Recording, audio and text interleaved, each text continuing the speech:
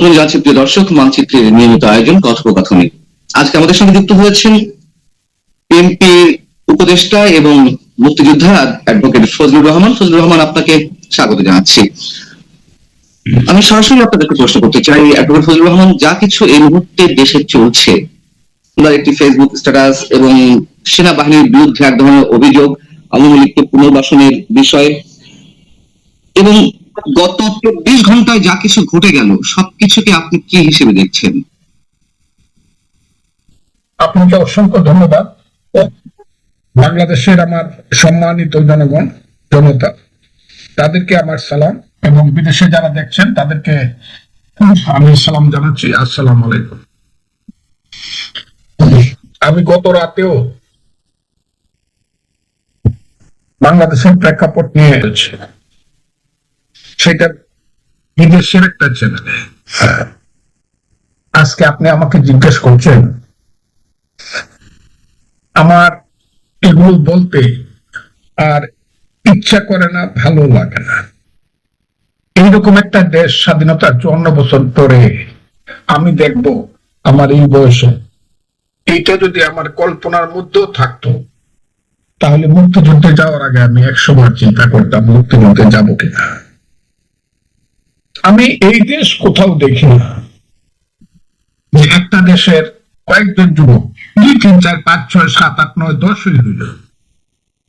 এটা একটা দেশ। এই দেশে 18 কোটি মানুষ আছে।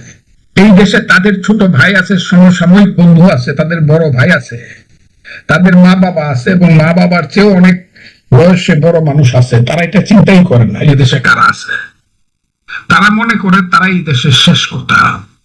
এটা ভাবতেও আমার অবাক লাগে যে আমার দেশের যুবকেরা এত উদ্ধত চিন্তা করে এবং কথা বলে। যেমন থেকে পাচ্ছে অ্যাডভোকেট ফজলুর রহমান, আপনার কি আমি কোত্থেকে পাচ্ছে এই কথাটা তো আমি বলছি। প্রথমত একজন বলেছেন, তিনি কিন্তু এখন সরকারি এমন একটা অফিসে বসে আছে, অফিস উপদেষ্টা মন্ডলী অফিসে। উনি একজন উপদেষ্টা, বয়সে যাই হোক, কিন্তু একজন উপদেষ্টা। তাকে কথা বলতে হলে সেইভাবেই বলতে হবে, এবং তার সমস্ত কথাগুলোর মধ্যে সরকার এবং রাষ্ট্রের দায়িত্ব আছে। এই যুবকটি যে কি বলল, কই তার বাড়ি, তার বাপের নাম কি, কোথায় থাকতো, কোথায় লেখাপড়া করছে, কোথায় রাজনীতি করছে, কোন সড়ক দিয়ে হাঁটছে, মানে আগরতলার যে মহারাজা ছিল বীর বিক্রম মাণিক্য বাহাদুরের ছেলেরা ওইভাবে কথা বলে না। তারা বীর বিক্রম মাণিক্য বাহাদুর কি বলতেছে, 5ই আগস্টের আন্দোলন যদি আমরা সফল হতে না পারতাম, তাহলে প্রয়োজনে সশস্ত্র যুদ্ধ করতাম।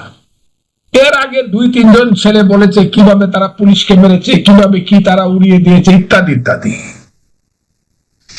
পরশুদিন আরেকবার একজন বলল, তার নাম বোধহয় হাসনাত আব্দুল্লাহ, সে এমন ভাবে ক্যান্টনমেন্টকে চ্যালেঞ্জ করলো, সেনাবাহিনীকে চ্যালেঞ্জ করলো, যদিও সে বলল যে প্রয়োজনে নিজের জীবন দিয়ে দিব, মানে তো যুদ্ধ করার প্রয়োজন আসবে। তুমি যুদ্ধ করতে চান কার বিরুদ্ধে? ওনারা যুদ্ধ করতে চান কার বিরুদ্ধে? সেই যুদ্ধ করার আকাঙ্ক্ষা বা বাসনা যদি থাকে যে একটা দেশে যুদ্ধ করবে, এখানে সেনাবাহিনী প্রধান তো কোন ব্যক্তি না, উনি তো একটা ইনস্টিটিউশন। যখন তার বিরুদ্ধে বা যুদ্ধ করার কথা আসবে, তখন তো শুধু সেনাবাহিনী, এটা ওয়াকারুজ্জামানের বিরুদ্ধে একক মল্ল যুদ্ধ না, এটা তো ক্যান্টনমেন্টের বিরুদ্ধে আমাদের সার্বভৌমত্বের প্রতি সেনাবাহিনীর বিরুদ্ধে যুদ্ধের কথাটা বোঝায়। তারা এত সাহস কোত্থেকে পায়? কারা তাদের পিছনে আছে? দেশটাকে তারা কোথায় নিতে চায়? একজন সন্তান আমাদের